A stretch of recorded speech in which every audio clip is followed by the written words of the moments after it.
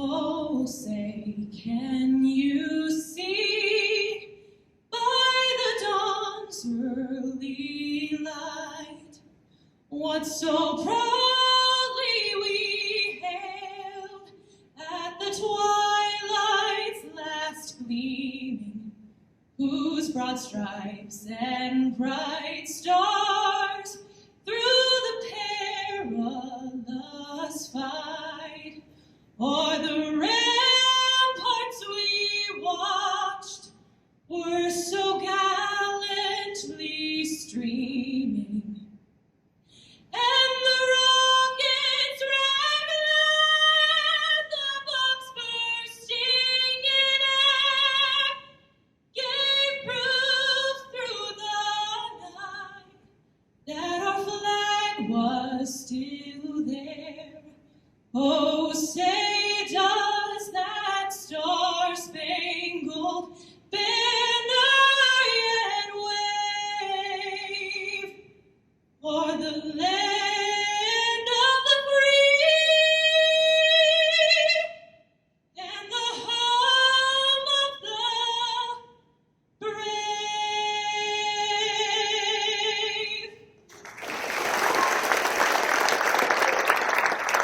Hey, Matthew. Hey, Lauren. How are you? How are you? Oh, I'm. Go ahead. Go ahead. No, how are you doing? Yeah, I'm good. Great. Oh, good. I'm glad you're doing good. Thanks. I'm glad you're doing good.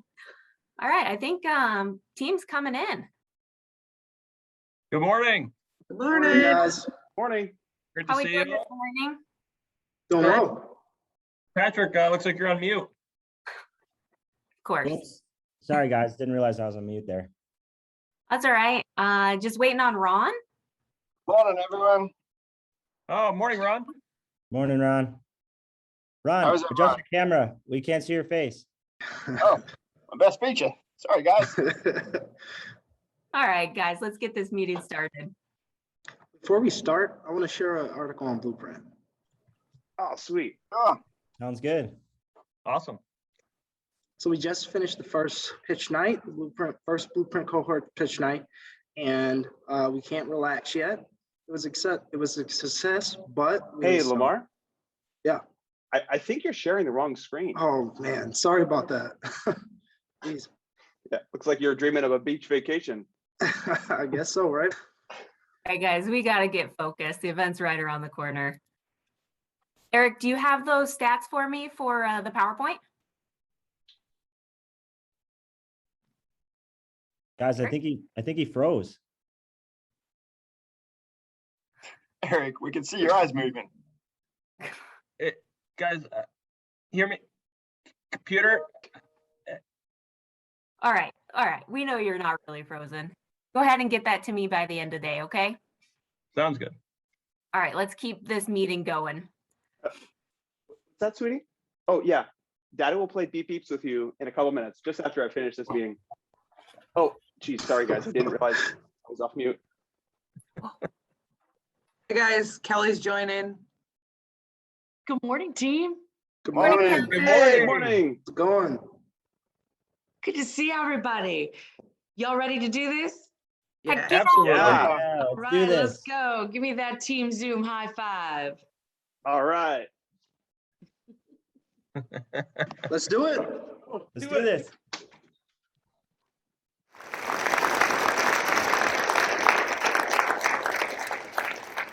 Good morning. Try working with that team every day, huh? Actually, they're fantastic. I'd like to thank everybody for being here this morning. Everybody's got busy schedules, but this is so important, and we really appreciate you taking the time. I would be remiss if I didn't start by thanking Lori Racky, our CEO of the Greater Green Bay Chamber. She has been, it's dark now, I can't see where you are, but there you are. She has been leading the chamber now for 10 years, and we are here because of her. She has led us together as a community and led us together as a team and an organization. So we thank you, Lori, and it's an honor and a privilege to learn from you every day.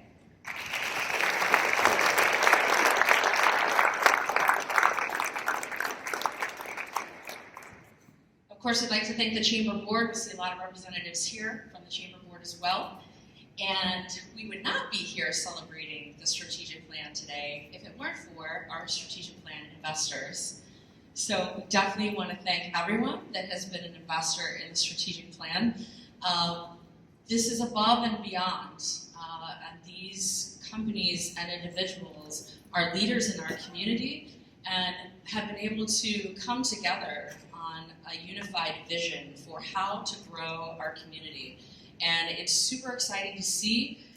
I've done economic development in 3 different states, and I will tell you it is very unique to find a community that has its stakeholders engaged at this level to have a unified vision about where to go and how to get there, and then also then to back it up with the actual funding mechanism. So we thank you to all those sponsors. I know many of you are in the room today, so a round of applause, please. Thank you.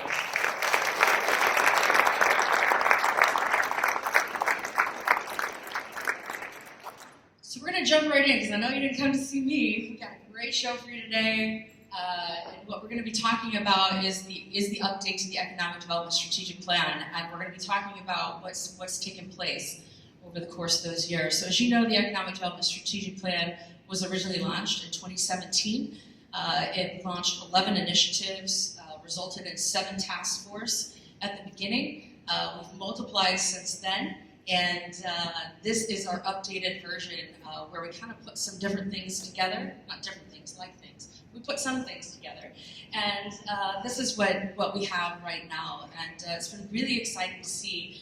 And as I was thinking about what I was going to share with you this morning, I really can't share a lot because our speakers are sharing all the stories. So you're not going to hear a ton from me, except that we've been living in unprecedented times, right? We all know that. What's the silver lining and really exciting, especially about the work I get to wake up and do every day, is that we are also in unprecedented growth mode in the greater Green Bay area. And that has persevered through any challenges that we face as a community in the last year or 2. So we're really excited about that. So I'm going to share some of that with you. The growth. So in 2020, we had over 24 existing business expansion projects throughout Brown County. Folks, that's a great number.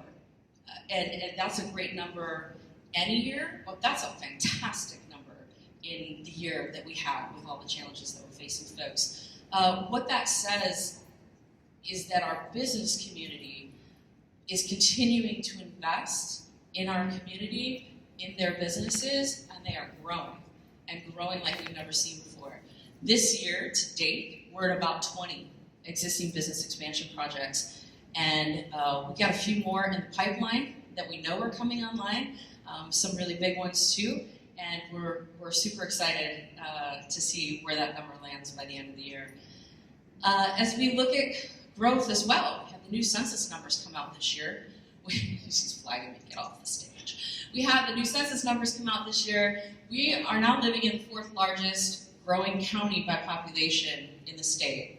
That's fantastic news, and we'll continue to work on that also through our business and talent attraction efforts. And then also, University of Wisconsin Green Bay is super growth mode. They're almost to 10,000 student enrollment. And as for a 2nd year in a row, they are the fastest growing University of Wisconsin university. Round of applause, yeah. So we are just perfectly situated. We have some tremendous assets, and by working together, we can really roll all of that forward. And I thank you for being here this morning. And I'm just going to say, buckle up, enjoy the drive, or we're going to have a good time. Thanks.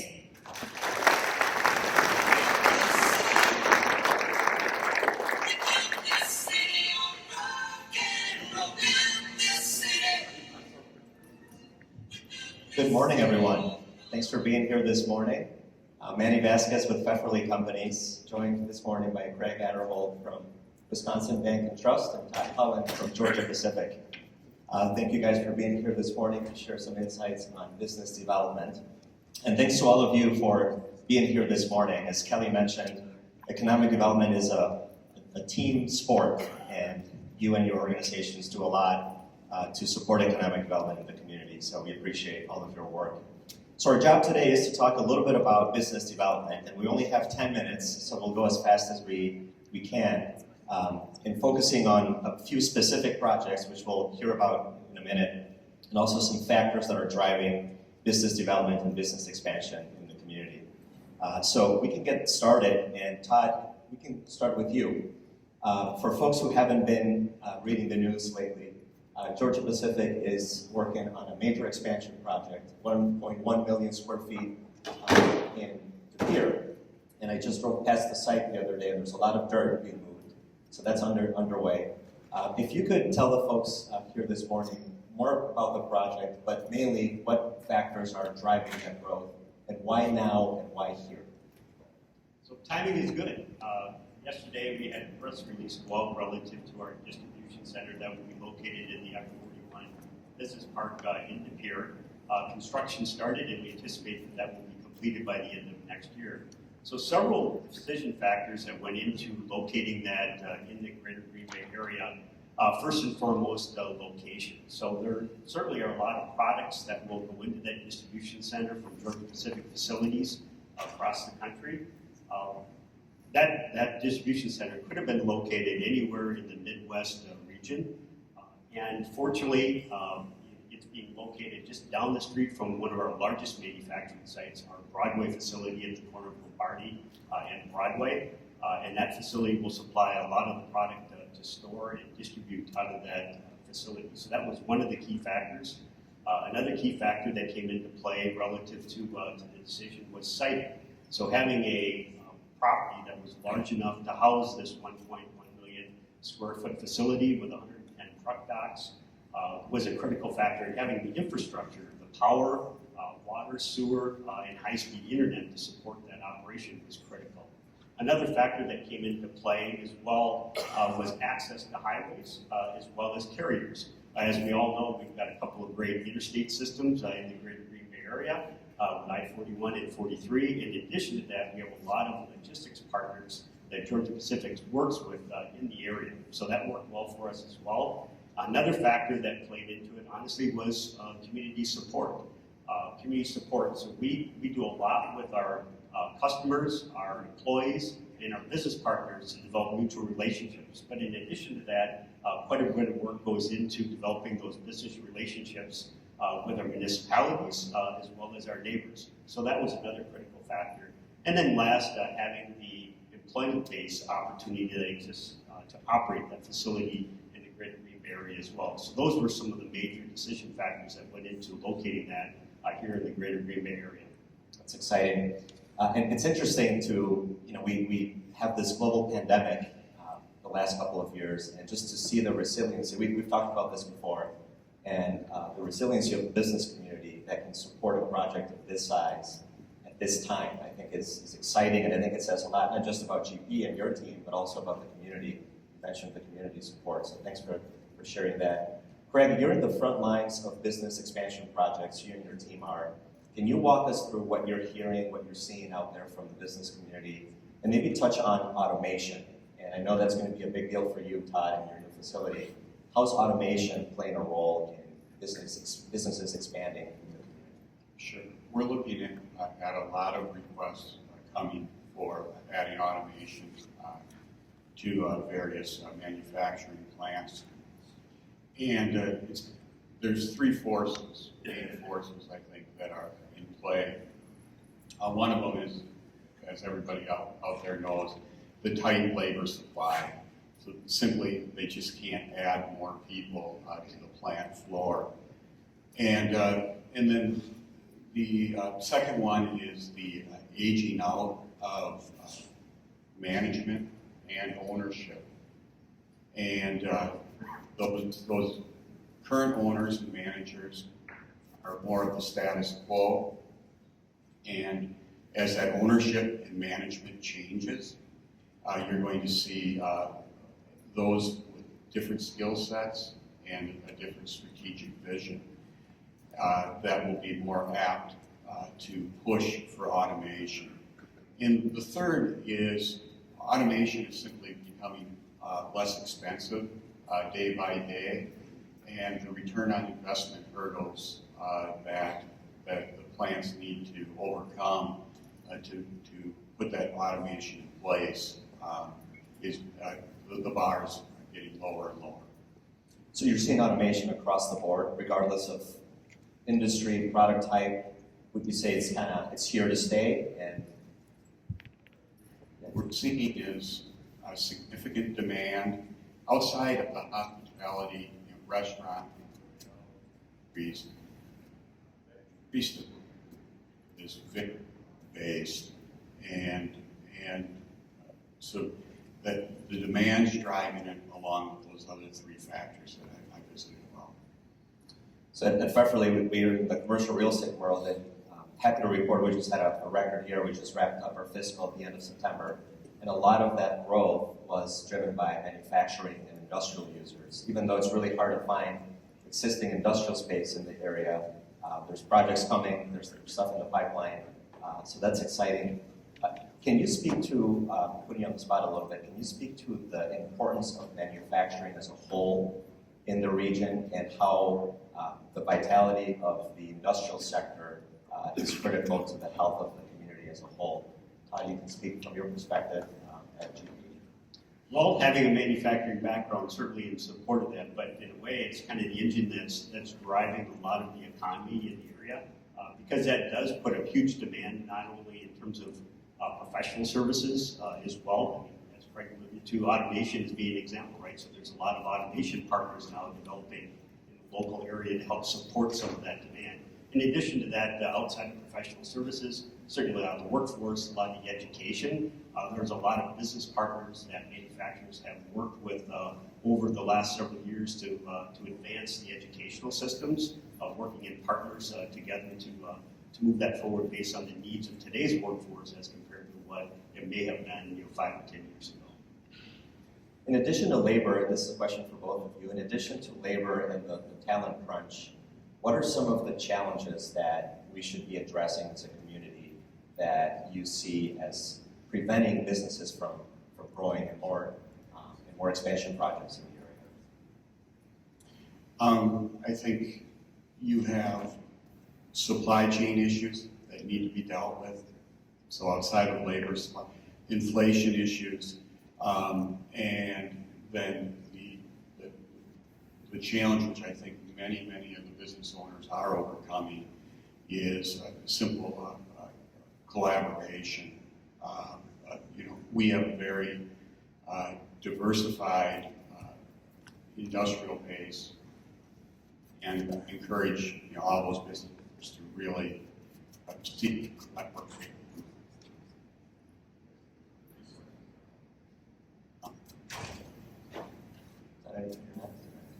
No, just in support of that. I think those relationships are critical, not just among business partners, but obviously with municipalities, as well as their education system.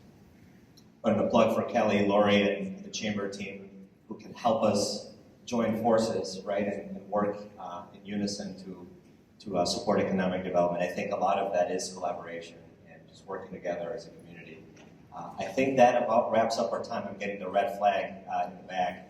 So we look forward to the rest of the day, and thanks again for being here and for what you and your companies do to support economic development in the greater Green Bay region. Thank you.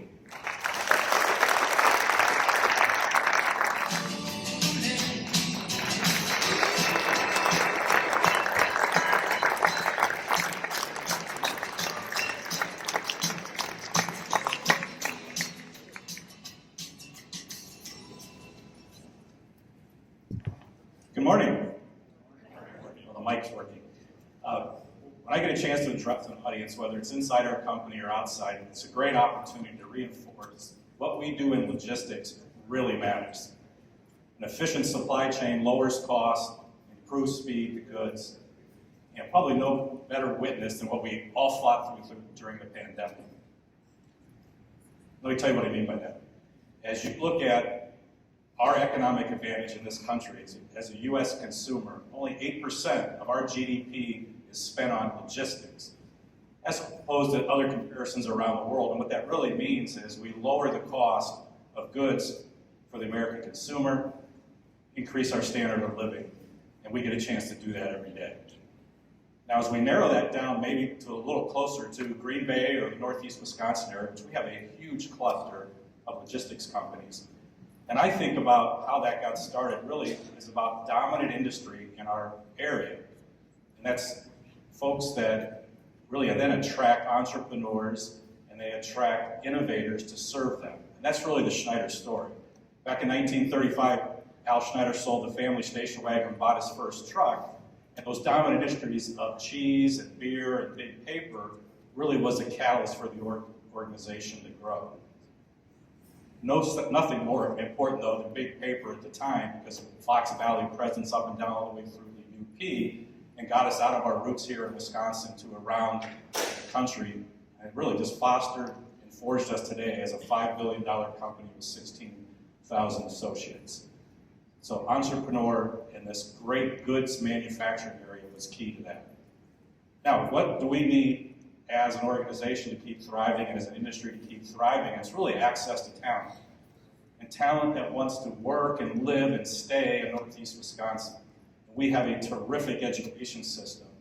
And we are, obviously at our brand, we're capable and we do recruit from around the country.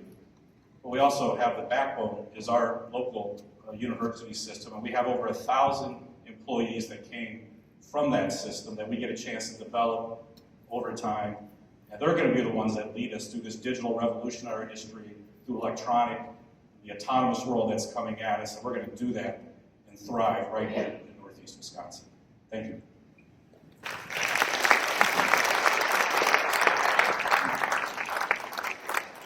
Morning, everybody. So I'm supposed to talk about entrepreneurship in a room full of entrepreneurs, which means you'll know if I'm making stuff up. But for me, entrepreneurship is taking advantage and capitalizing on opportunities. And being able to be successful at that is greatly increased if you have the right resources.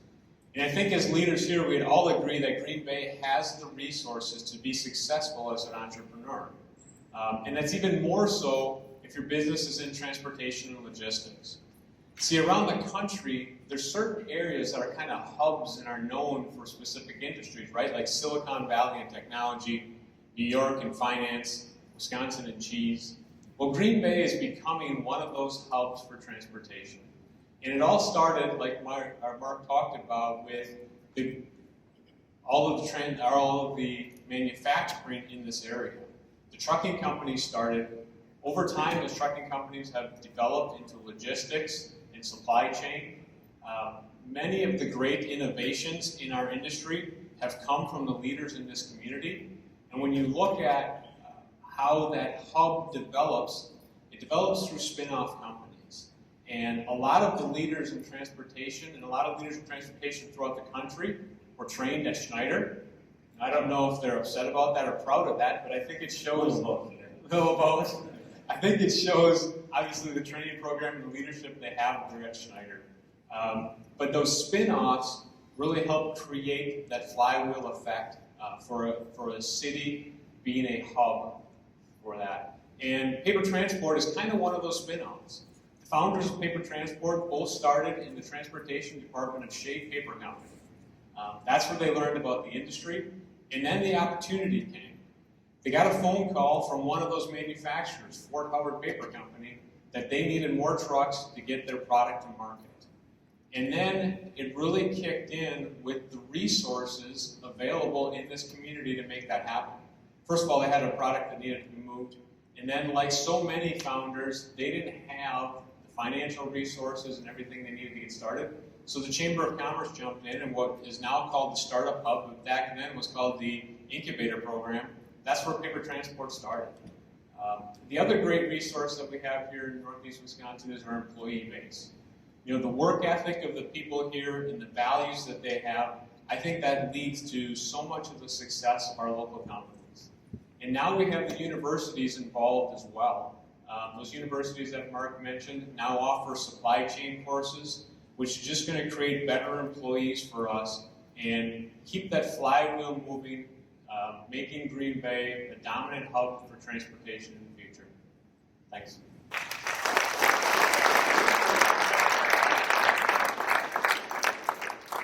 morning.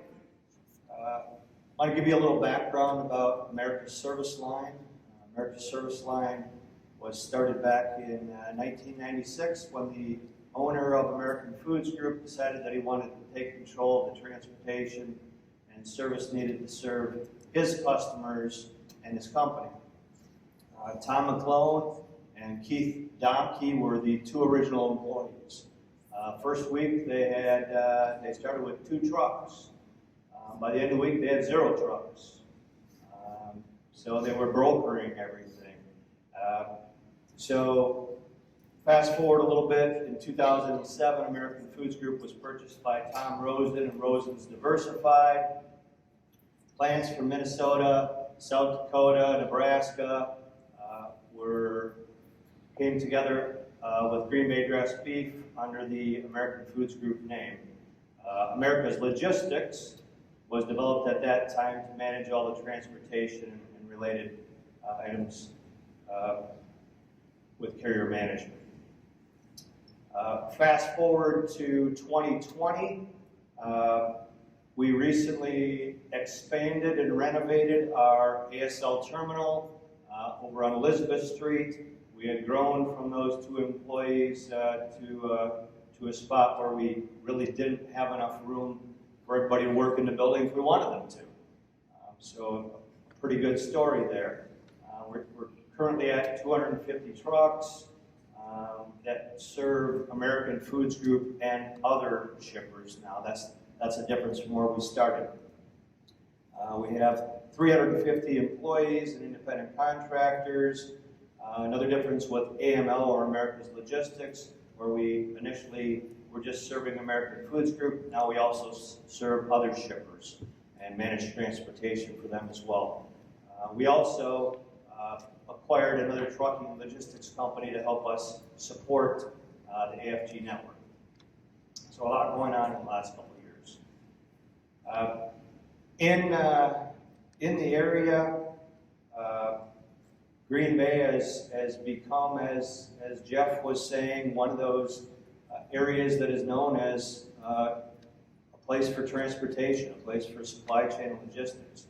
It's been the #1 job growth industry in the greater Green Bay area over the last 5 years. Pretty exciting for us all.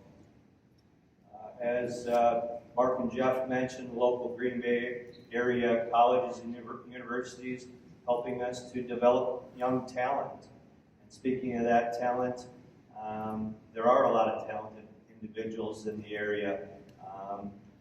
Green Bay does have a lot to offer. One of the better ways that we have, or that I have to gauge that, is we have a strong internship program at American Foods Group and American Service Line. And we bring students in for internships during the summer, mostly from universities in the Midwest. And many of them just love the area. They tell us how much they love the area, and when they graduate, they want to come back and work for us or work in our area.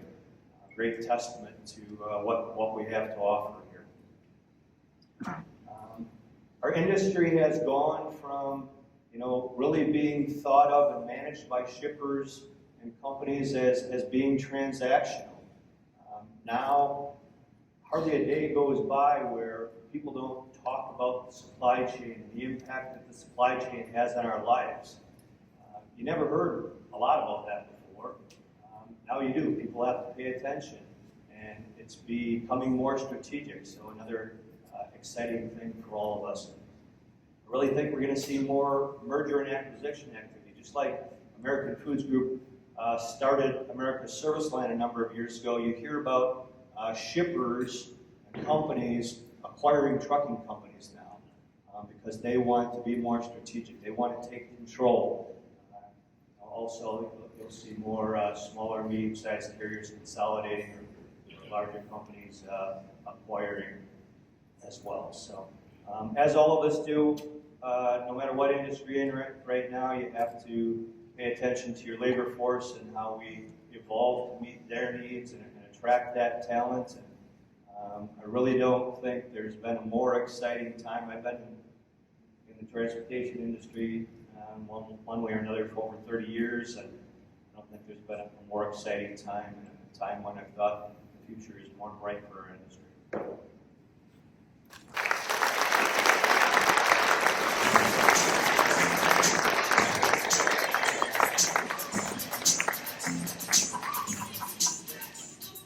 Oh, come on, you guys should laugh a little bit, right? Let's get some energy in the room. So I resisted the temptation to rap the lyrics of that song. It's one of my favorites, but I'm going to stay on mission.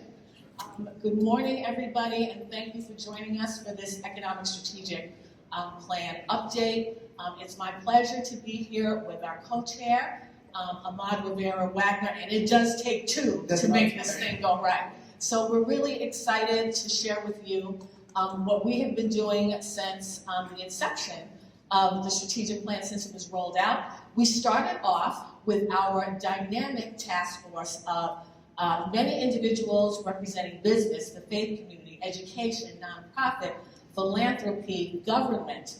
And because of the great work that some of our corporations were doing in 2017, we decided to start off with the National CEO Action Pledge, a movement that was started by PwC in 2017 to really encourage CEOs from across the country to really step into the diversity, equity, and inclusion space. And so we started off by shining a spotlight on that pledge and leveraging those 3 to 4 signatories who have a footprint in Wisconsin. And so from 2017 through 2019 and counting, we went from 4 to 28 to 79 signatories that have a footprint in this state. That's right. And what's so exciting about that is it demonstrates the commitment that our region has to diversity, equity, and inclusion, and to sharing economic prosperity across our region.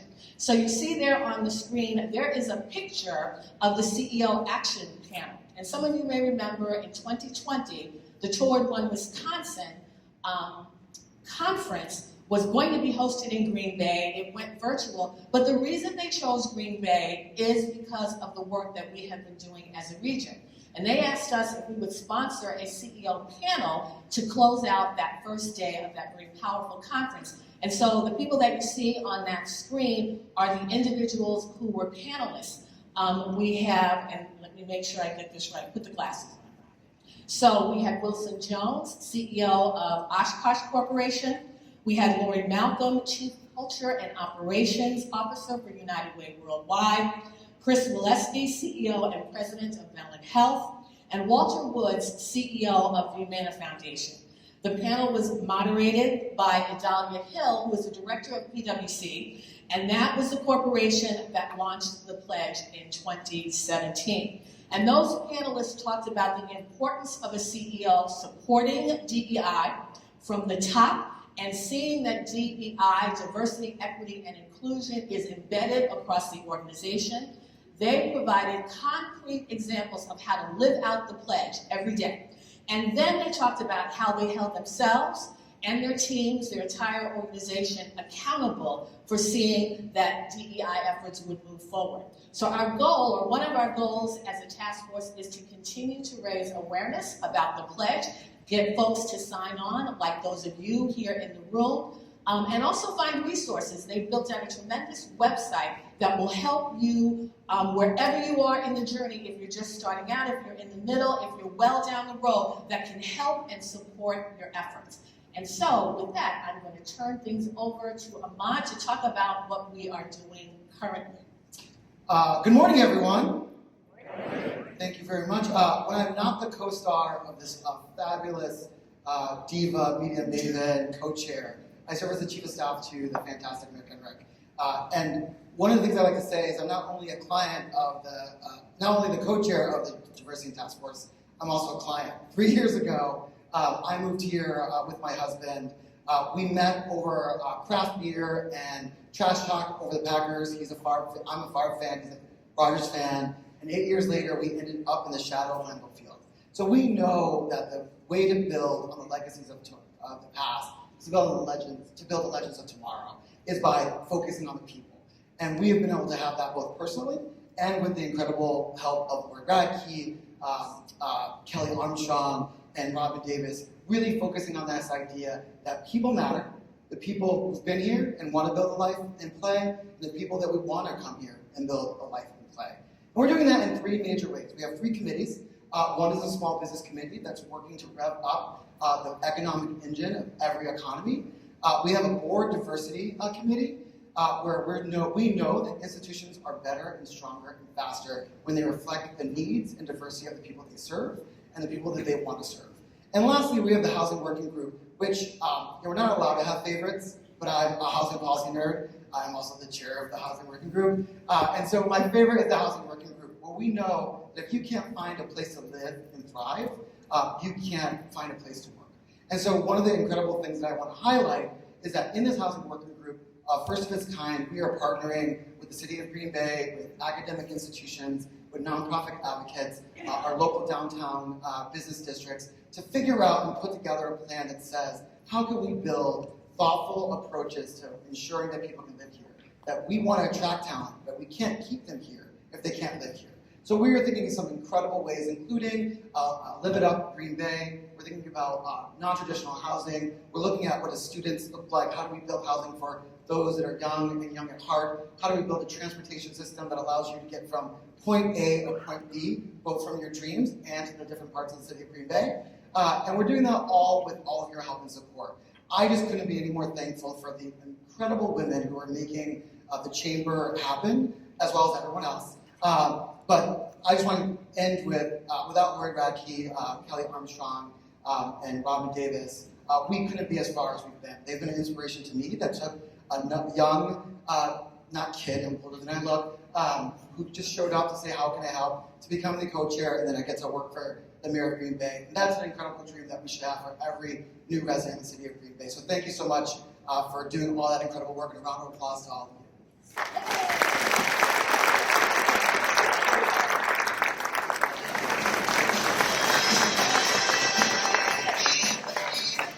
All right. Good morning, everyone. As I said, my name is Pete Augustine. I'm going to talk to you a little bit today about the Tundra Angels. The Tundra Angels is a group that was born out of the Green Bay Greater Chamber of Commerce Economic Development Strategic Plan. It was noticed that there wasn't really a mechanism to get pre-seed capital into our market, and there was definitely no way to get angel investing capital here. So back in July of 2020, Tundra Angels was born. So I'm going to talk a little bit about that, because as the name implies, Tundra Angels is an angel investor group, one of about 400 of these types of groups around the world. Now, as angel investors, what does that mean? Well, these are individual investors. These are not corporations. These are people that want to earn a return on their personal money.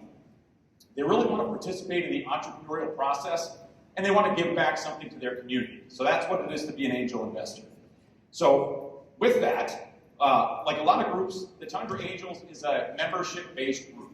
So to join, you need to be an accredited investor, as the SEC would designate, and you need to pay an $1,800 fee to join the group. Now with that, we want to invest in what we would call high-growth, scalable companies that have really a technology push to them. So we started this group a year ago with 6 members. Some of them, or many of them, I think, are in this room today. And I'm pleased to report that as of now, there are 24 members in the Tundra Angels, and we've made 5 investments so far in startup companies. Really exciting and dynamic startups in the areas of biomedical, advanced materials, high-tech fitness, just to name a few. So this group has a pitch meeting every 3 months or so. Think about Shark Tank. If you've seen that show, a lot less drama. It's not what you see on TV. But it's an awesome, awesome opportunity where these startups come in and they pitch their new ideas, and we as the members get to ask very pointed and direct questions about their businesses. We get to see about 3 or 4 of those, and it's very, very, very exciting. So Matthew Key is the Tundra Angels manager. He picks the startups that we see, and I will say his track record to date has been outstanding. Very well-vetted companies, and they all are really trying to solve a problem in the world. So throughout this process, each individual investor makes their own decisions. Again, these are individual, it's not a group thing, so if you see something you like, you can pursue it. If you are not interested, you pass. There's not a requirement to make an investment. While we do this, each investor does their own due diligence. It's kind of daunting when you think about, I don't know much about this sector or that sector. So what we do is we get a group of the interested investors, you kind of put together an informal group, and you do a deep dive into these companies. And that's really an interesting part of it, because in this deep dive, as members, we get direct access to the founding team. You get to call them up, you get to sit with them, you can visit their locations, you get access to everything about their company. Detailed financials, legal agreements, intellectual property, and their ultimate exit strategy. So you really get to peel back the curtain on what's going on in these companies in the future. So at the conclusion of that process, it's kind of do or die time. Are you in or are you out? Again, an individual decision. Do I want to put my own personal funds into helping grow this startup? If you do, the other interested investors get together and you form an LLC to make that investment in this startup. So I can tell you, honestly, I didn't join Tundra Angels with the anticipation that I would spot the next billion-dollar unicorn and have a life-changing return on my money and get to retire. I will absolutely take that, and I'm counting on Matthew. He promised that would happen. But so far, we're not there yet. But I will tell you, in my personal career up till now, I've worked with very well-established companies, very traditional businesses. And I didn't ever know what went on in that startup world. And I wanted to have that professional experience. And I will tell you, it is a different world. Having really not dabbled in it, I am nothing but impressed by what I see every day. The energy and the entrepreneurial spirit, just being around that really makes you think differently about how you manage your own business. And to me, it's really been a very positive impact on me personally, and I try to take some of the things I learned back to the business that I lead each day. So, let's see. Oh boy, one of the other things I really like about this group is, I told you the membership started at 6, we're up to 24. The people in this group are fantastic. They are experts in patent law, banking, finance, engineering, manufacturing, healthcare. So you really get to interact with really some of the top entrepreneurs and leaders in our industry, and it's a very open group. So I might not have as much experience in a certain area, and I can go talk to somebody who has made a successful exit in a business or led a multi-billion-dollar business, and I can ask questions, I can learn, and I can participate in that process. And that's something I don't know that I would find anywhere else. I wouldn't have an outlet like that. So it really, really is exciting. So I think the benefits of this go way beyond the potential of making money. So I encourage anybody out there in the audience today that would like to mentor or support what might be some of the most disruptive companies that you're going to see in the future, consider joining the Tundra Angels. I don't believe there's a cap on membership, Matthew. Correct me if I'm wrong. But really, the Angels are here to help make Greater Green Bay, our region in Wisconsin, a place that is known to support and attract entrepreneurs. Long term, we want to keep the people and the businesses that these companies are creating right here in the Wisconsin area. So I personally applaud the Greater Green Bay Chamber for having the foresight and the resources to put something like this together. I think it's great for our community, and we'll have a great long-term prospects for us all. So I really appreciate all of you letting me share my perspective on Tundra Angels, and we have plenty of room at our next pitch meeting, so talk to Matthew, and I'd love to see you there. Thank you.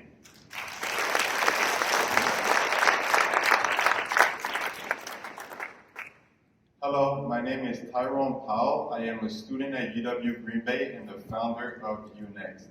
I changed my major while I was in school. I originally picked a major that I had no clue what it entails and have never been connected to it. And talking to my peers, so have they.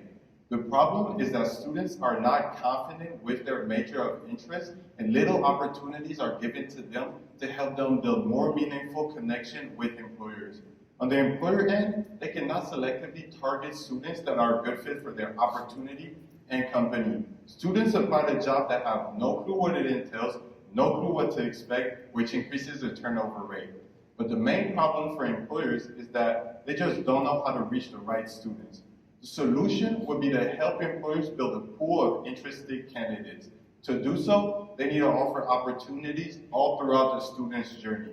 This will help them build more familiarity with their candidates, a stronger brand awareness within campus, and have a base of students to recruit from that is already in tune with your company, opportunities, but more importantly, and what students overlook a lot, the culture of your company.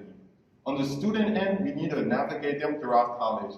As soon as the student enters school, they must be able to gain exposure within their field of interest to understand their major and make sure it's right for them. From there, we need to help them build a bigger network and pursue opportunities to graduate more confident in their major, comfortable applying for a job, but really in tune with what the workforce entails.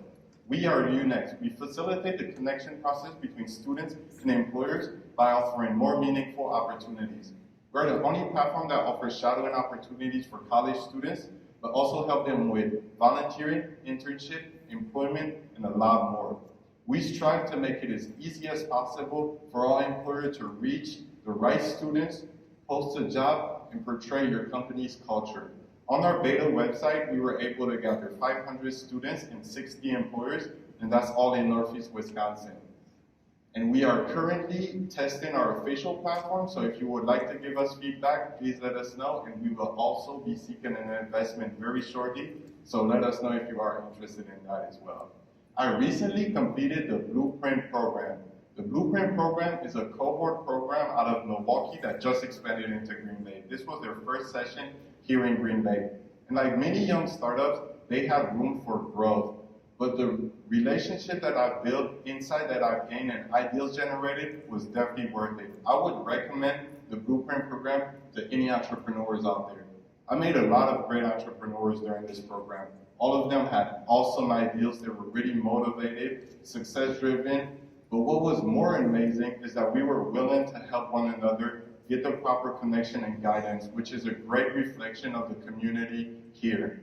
Thank you so much to all of the sponsors for supporting the Blueprint program. I know that a lot of you guys are sitting in the audience today. You guys are truly awesome in helping the startup ecosystem thrive. You guys give us the proper connection, guidance, and resources to help us flourish. So thank you so much for that. And thank you so much to the Chamber, Urban Hub Startup Hub, and Lamar Banks that have been fantastic hosts of the Blueprint program. You guys gave us so many great connections, so many great resources, listen to our feedback, and I cannot thank you enough.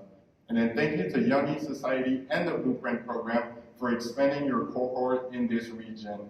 You guys are building a whole bunch of amazing opportunities for startup and allowing us to grow. Thank you so much to everyone, and I cannot wait to see what the future of this region holds for startups. Thank you.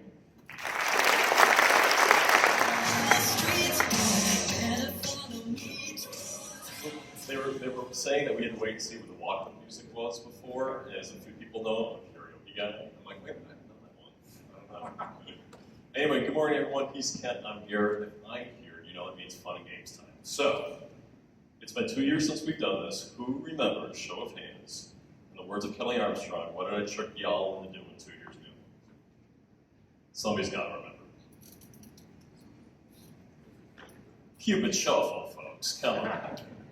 So, we'll be simpler this year. Everyone's seated. You don't have to get up. Raise whoever hands your dominant hand. Raise in the air. There you go. Now, look at your folks around the table with you. Put it in like you're doing a team high five. All right? Now, while your neighbor's distracted, and if you have kids at home, you need one, take the other semi-truck that's in front of you. So we've stretched, we've teamed up, we did a little petty theft. Give yourself a round of applause for Thursday morning. All right. So let's talk Downtown Task Force, and why do we do these trips? As we talked about a number of years ago, downtowns are important. They are the tax-based leverager of our communities. Of course, I've seen a number of friends here that I work with municipally. It's difficult to do a lot of things we have to do, pay for roads, pay for sewers, pay for certain social programs, without the tax-based growth to provide it. Downtown gives the leverage and the density to do that. So it's important that we invest in it. Also, it's the face that we present to the world. We have a very unique space here on the planet. We know that. A lot of people come to town for our little football team. When they come, nobody goes home and says, that McDonald's was awesome. They come downtown, they come to our urban areas, and they want to be walkable, they want to see things. So that takes us to Chattanooga right now. As you recall, we've been in years past to Louisville, we've been to Kansas City, previously a group went to Indianapolis. Here was Chattanooga this year. And in many cases like the past, it's learning the folks that are helping to do their efforts downtown, both business-wise and also aesthetically and functionally. And we go not only meet them, what are they doing? What can we learn from them? A little bit, quite frankly, what can we steal? See, theft is apparently a motive for me this morning. But take a look here at what you see on your left and your right photos on top there. This was some of the public spaces and developments that they've done downtown. And make no mistake about it, these are not terribly easy to do at times. But hopefully what you can see is the scale of the buildings, the type of the architecture, the pavement that leads up to these areas. It's not just concrete or asphalt. These things are all very important. And it's things that we need to push for because it creates that sense of space, it creates that desire to have people talking. And then they go home and they say, wow, they are doing some great things there. And that's what we need to help us tell our story. None of us in the room here can do it on our own without folks helping to spread that for us at no cost. And that brings more people coming back. So like I said, on your left is mixed use there, the great trees in the middle, the great pavement. The right was part of a public plaza that they incorporated. They also rebuilt an old bridge that went over the Tennessee River. And your far right there, a trestle bridge, and brought that into it. It's now a pedestrian bridge that spans it. Great ways of enhancing space, walkability, desirability. Your bottom left one there was actually a public gathering space that they use sometimes that they can rent out, or it's used as a presentation area in their downtown. Now, in addition to these types of really urban core images, if we go to the next slide, what you'll see is that you can take a suburban style need and incorporate it into more of an urban environment. So this is a grocery store that was in a neighborhood just off the edge of downtown. And I think what you can tell is that they have, you have a surface parking lot off to the side. It is a suburban style grocery store, but it's built in an urban context. You have stores right up on the corner. You have the walkability, the access to the bike lane that's there in green, the stamped colored concrete that's delineating the sidewalks. Those are huge. Now, if those are also, those of you who are carefully watching, you'll notice that the name of that grocer is Publix. If you've spent any time in the southeastern Florida, as yours truly has, you tend to love Publix.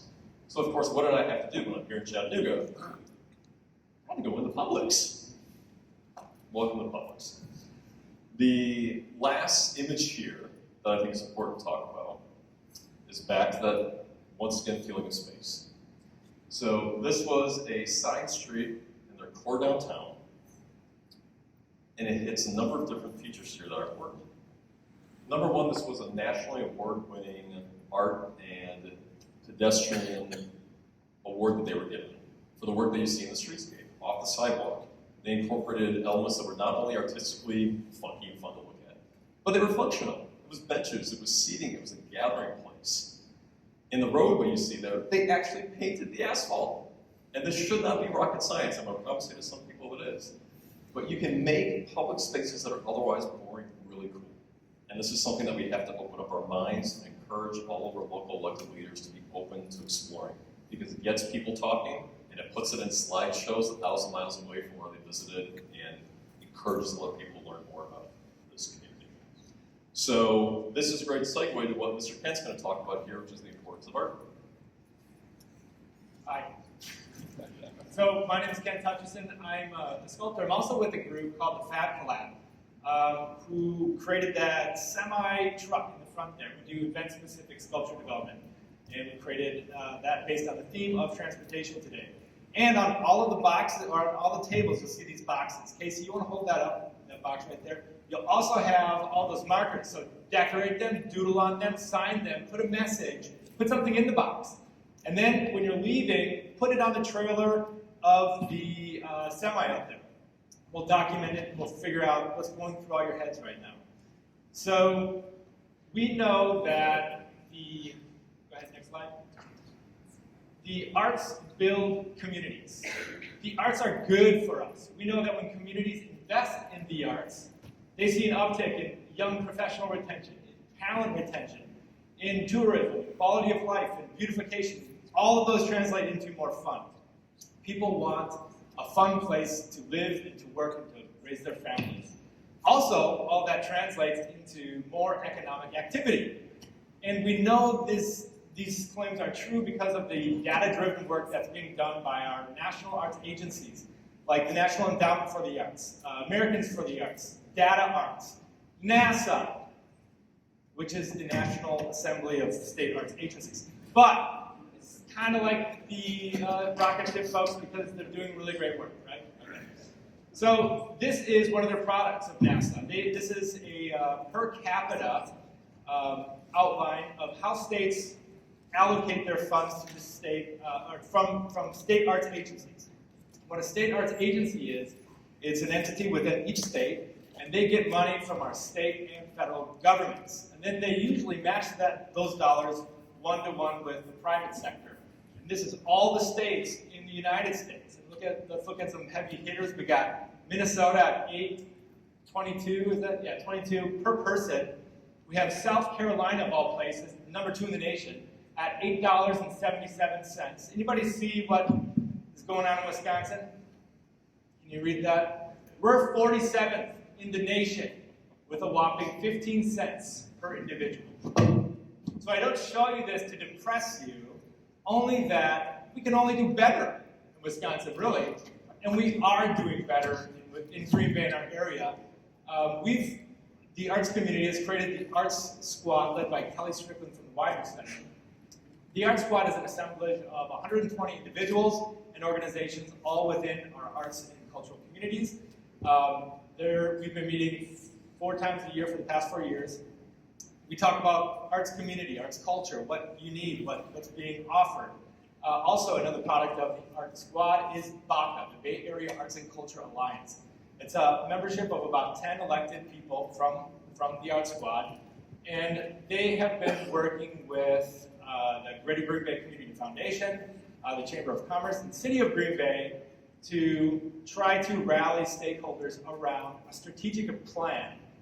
Now, this would be a strategic plan created by people who are professionals in arts and culture. So this would be specifically tailored to arts and cultural strategic ideas. So no longer would the arts and culture just be a footnote in a broader context of a strategic plan. This would be a very, very comprehensive way to showcase the arts and culture and to come away with really great ideas like how to unify the Art Squad behind one cohesive message, identify our arts assets, create a map about what's going on with our assets, and then, perhaps most importantly, develop recommendations on how to fund the arts in our area strategically. So these are all good things. We know that the arts are good for us. This strategic plan that we're coming up with is really your chance to find out how good they can be. So we look forward to working with many of you to get this strategic plan accomplished. So thank you very much.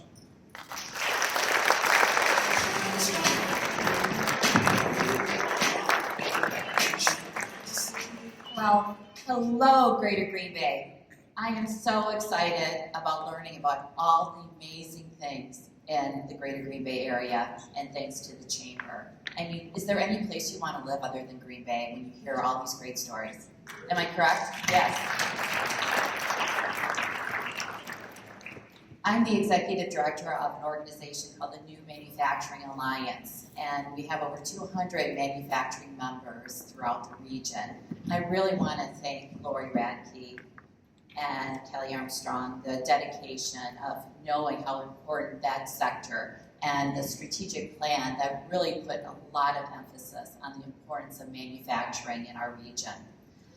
When they asked me to co-chair this a couple of years ago, I asked, is it a committee or a task force? Because I've been on too many committees that talk about a problem but never get to the solution. So they said, no, it's a task force. So I was all in, so thank you for the opportunity. You know, it's workforce stupid, right? Everything is about workforce. And that's why it's so important for us to bring together industry, education, as well as public and private institutions together to solve these really critically important problems that we have right now around workforce.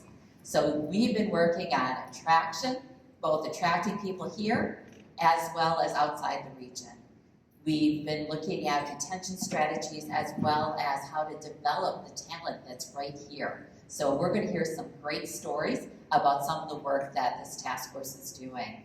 And to start that off, my co-chair is not with us physically, but virtually. So Melinda Morella Olson. Hi everyone, I'm very excited to share an update with you today on the Greater Green Bay Area brand, Your Move Green Bay. Any great brand is designed to capture the minds and the hearts of the target audience. In this case, prospective recruits that we're trying to sway and woo to move to this community that we love so much. So understanding what motivates those folks is incredibly important, and any great brand starts with research. So we took the time to do that, aligning what motivates those folks with the strengths of the Greater Green Bay Area that we have to offer is how this brand came to life. And you can see it in the culmination at yourmovegreenbay.com. The website is an incredible tool for employers to use in their recruitment efforts, but that is just the beginning. We have an incredible opportunity to craft some marketing campaigns that we can share nation and worldwide that will convince people that the Greater Green Bay Area is a place for them to build their career, their community, and their family. So visit yourmovegreenbay.com and share it with the world. I'm going to kick it over now. There'll be a video that we can hear from others in the community leading talent work. So let's check it out.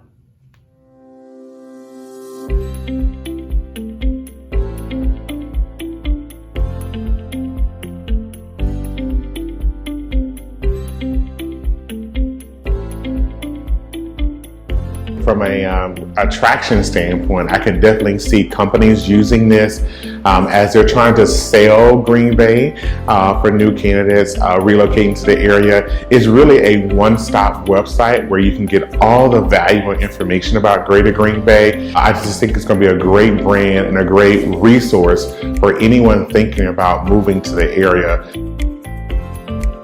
The need for a brand for the Greater Green Bay Area was determined based on quite a bit of research that was done in the community, as well as research that was done externally. And so really being able to share the story of the Greater Green Bay Area as an asset to attract and retain talent to our community is huge.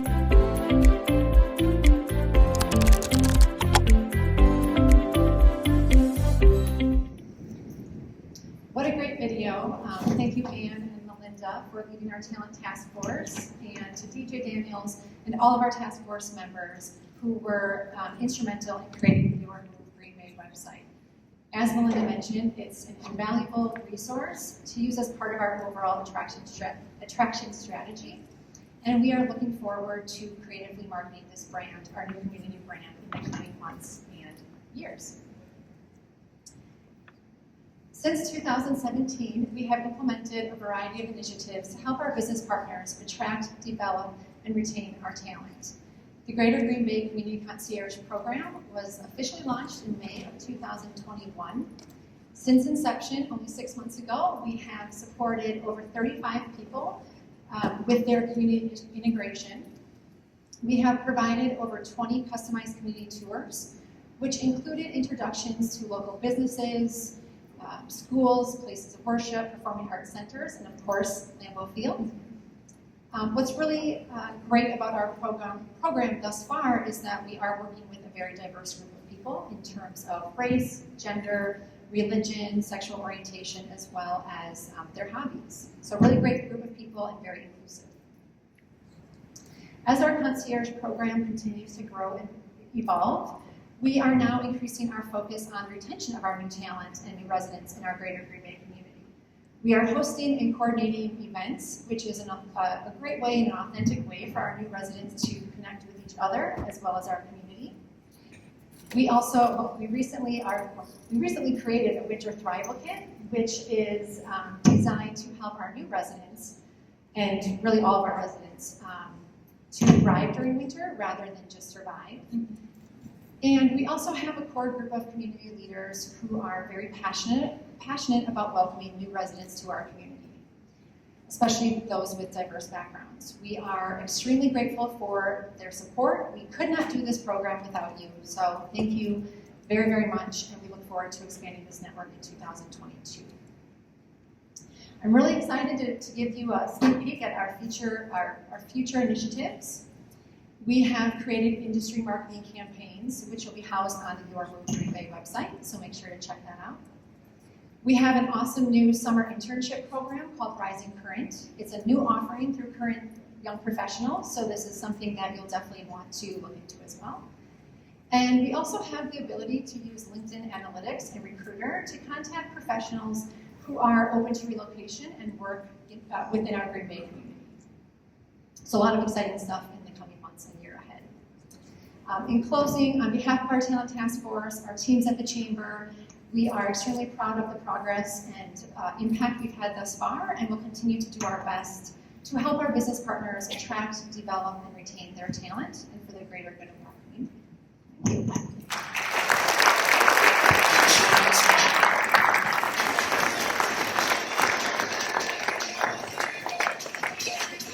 All right, not knocking coffee over anywhere. Yeah, okay. Who wants one? Who wants one? Uh-oh. Almost, I got a few more. Aaron was the quarterback. I assure you, Brad and I are not on any short list of Brian Goodkins for emergency roster spot. Right, Well, Mark? Right, Mark? Oh. Just in case, I'm in section 104. So may just be to help fill the Gatorade bucket though. So we'll welcome, thank you very much. Aaron and I are here to give you a little bit of an update in regard to tourism and the meetings, events coming into our area, or as the case was in 2020, not coming into our area. But we did have one fantastic thing happen, and that was the opening of the new Rush Expo. How many people have been in it? Fantastic. If you haven't, wait till you see it. We've had a lot of planners that we brought in and toured, and I don't know if we should take offense to this or not, but they're standing in there looking around going, I can't believe this is in Green Bay. Well, it is, and it could actually be put in any major market in the United States. It is a fantastic building, and it has been booking well. I can truthfully say during a pandemic, it's not the easiest to sell a new building. A lot of the planners were not planning anything during that time period. But one great piece of business that we had kind of had our sights set on, really for the past 10 years as we were planning for this, was the Great Lakes Timber Professionals Association. We did a couple of hard hat tours. You can see we still have hard hats on. That was the press conference to announce they're coming back to Green Bay in 22 and in 24. So one of the first huge pieces of business, 6,000 people come into that conference. So we're very excited to have the building open.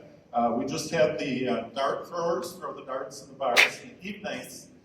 They were just in with about 4,000 people a couple of months ago. So the building is doing what it was built to do, and it was a part of our strategy to get the 0.5% sales tax passed and get that building up, and it's spectacular.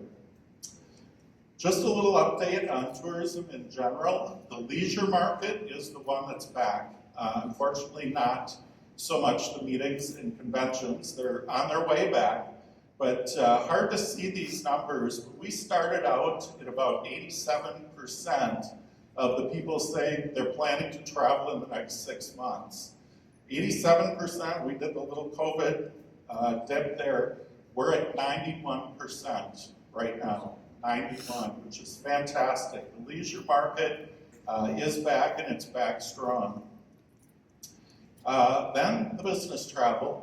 This is from the Global Business Traveler Association. And as they're looking at getting their employees traveling again, you can see this is not the greatest. When it comes to non-essential business travel, there's still 34% that are saying no. And that's a significant number. We have huge weekends, and then Monday and Tuesday drop. And that's some of that convention business as well. The good thing is conventions are happening as compared to 2020, when literally the entire calendar was wiped out. They are happening. The numbers are just lower than we expected. So we're expecting 300, 200 show up. So it's slowly starting to come back. And then this one shows a little bit when companies are expecting to resume business trips. And 51% of the domestic market has already resumed some type of program, maybe not at the same levels as prior to 2020. But you can see Q4 this year, there's more that are expecting to start traveling, 22, another 16% or so, but there's still that group out there, about a quarter of people surveyed that really aren't sure when they're going to do it again. So of course we're trying to figure out how to stimulate that, how to get people going. And you know, as you look at business travel, the reason you do it is to go out there and visit clients in a lot of cases. So we don't know if we should start advertising that your competition is meeting with your clients, so you better get going, or what that is, but it's trying to stimulate business travel. Once again, there's some people that say it may not come back. We've seen that in previous years when there's been disruptions to travel, and quite often it's that idea that our competition is meeting with our clients. We better get to the table as well. So that's kind of where we're at. Aaron, what's going on over at Lambeau? Well, we're in the midst of a season where we have full attendance at our events, so we're very excited to have fans back, and for all the right reasons. Of course, I think Brad considers going to Packers games essential travel. It is, It's a business, it's a leisure, it's both. So we're very happy to have that. You may recall we just had a few hundred at some games last year, and then we had about 8,400 or so for our 2 playoff games. So very happy to be back at full capacity. And speaking of playoff games, we're hopeful to get another 2 home playoff games this year. I hope Mark doesn't think I'm going out on a limb too far in saying that, but we're working on that. And football is our main business, of course. We want to fill the stadium as much as we can for as many times as we can. But beyond that, in football, we want to stick with some events that we're very close to. And a lot of you may know we're working on getting the NFL draft to come in. So we've been working hard with Brad and his team and some other key community stakeholders to put together a great opportunity, convince the NFL that Green Bay is the place to have a draft. Now, we haven't heard yet definitively on where the NFL is going to go with some upcoming drafts that are available. We hope to hear by the end of the season. And we know we're up against some other cities that certainly have a lot to offer, but not as much as we think we can offer. So we're working hard to secure that and hopefully hear that by the end of the year. We like our chances, and if it does come through, we're going to need help from everybody in the community, but it's going to be one of the greatest things ever to happen. It'll be a fun, exciting, heavy lift for all of us, but it'll bring immense notoriety and exposure for our community. And speaking of football, still in the football realm, some of you may know we've also applied and expressed our interest in hosting the Big Ten Championship game. So that's another football event that's right up our alley. We think Lambeau Field would be a wonderful spot for that event. And we're working with the Big Ten to see if we might be able to do that someday in the future as well. Elsewhere, using our facility for big events, concerts. I think a lot of us remember Paul McCartney and that very incredible night that we had a couple summers ago. The concert industry is coming back, be it arenas, be it large outdoor stadiums, and all of you know that we work hard to see what might be available within that window that we can hold concerts at Lambeau Field. Continue to go after those shows and let all the promoters know that we're interested. So hopefully we have some opportunities upcoming years to do that. And with respect to other events, we know we have thousands of events at Lambeau Field, Titletown, and we continue to work hard at obtaining those. And as Brad mentioned, those are coming back. And what we've been excited to see, and this has held true through the years since Lambeau, the redeveloped Lambeau opened up, is that we attract events from outside Brown County, bringing people in, certainly only for to come to Lambeau Field and host their event. And everything that's back on the books, we're seeing over 50% of our corporate events come from outside Brown County. Nearly a third of our social events are coming from outside Brown County. So we're going to continue to work hard there. Of course, we have football, we have stadium-related events, we have these other events that we hope to host and bring all these people into the community. And we're going to continue to work hard to leverage the interest in the Packers, leverage the G, leverage the interest in Lambeau Field, to have people come to Green Bay. Work with people like Brad and his team and everyone else in the community, key stakeholders, continue to do that and usher us into a positive future. And that's it on our end. Thank you so much.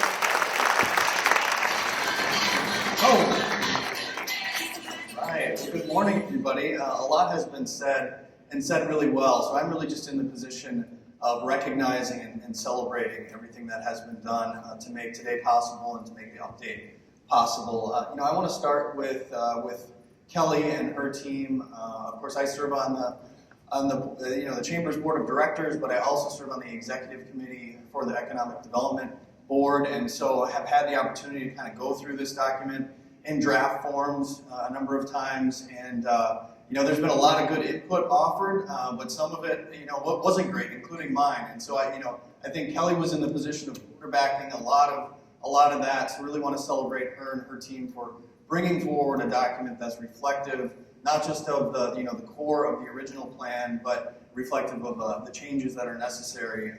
So it's been a great presentation. I think a fantastic document and guide map for us. So really want to celebrate her and her team for those efforts.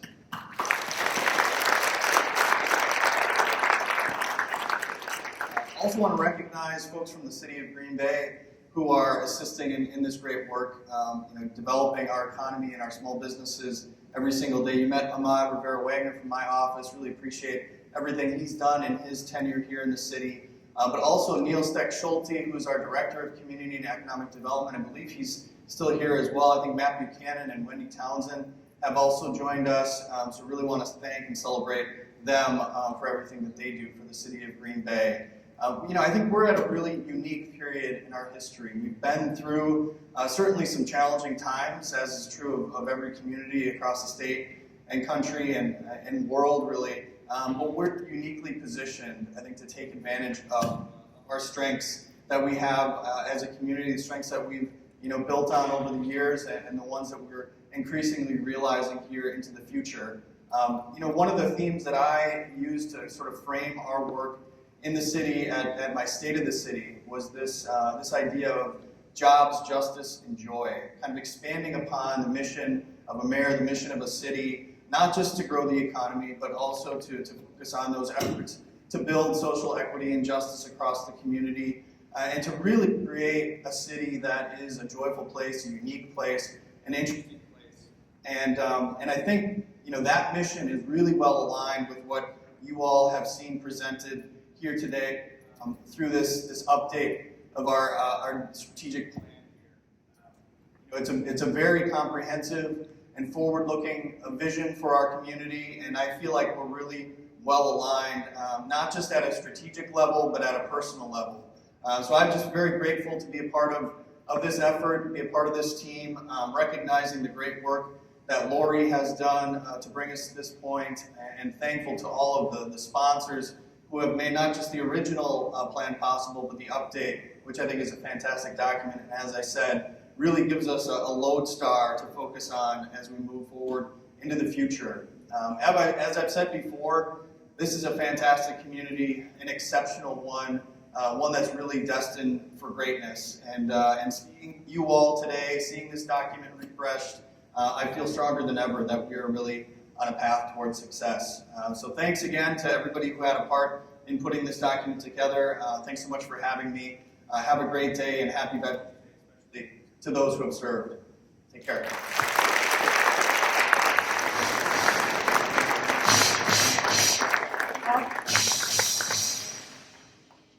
Good morning, everyone. Thank you so much for joining us this morning and really being on this journey with us. It's really exciting to hear what's transpired and developed, and we certainly don't have enough time to share everything.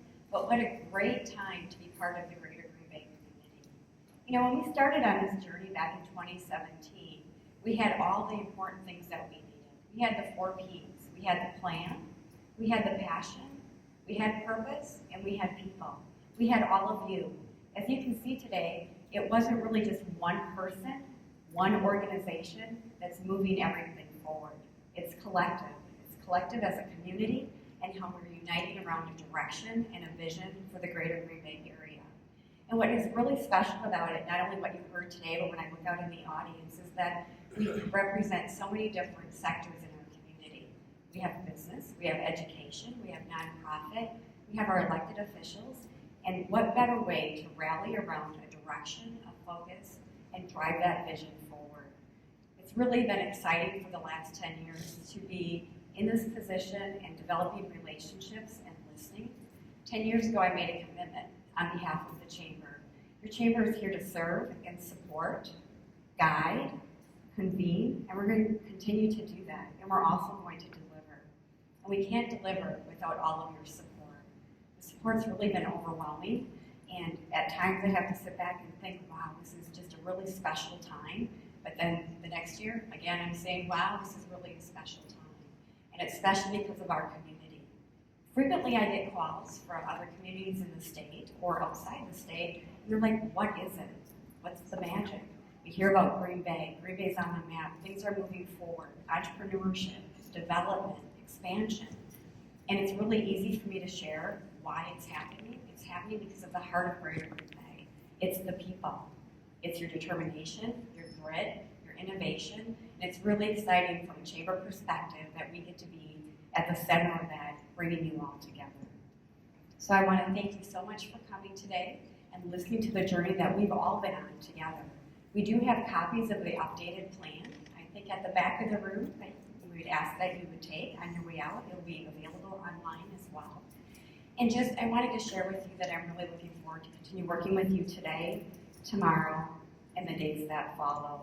So without any further ado, thank you again for being here, spending your morning with us, and I hope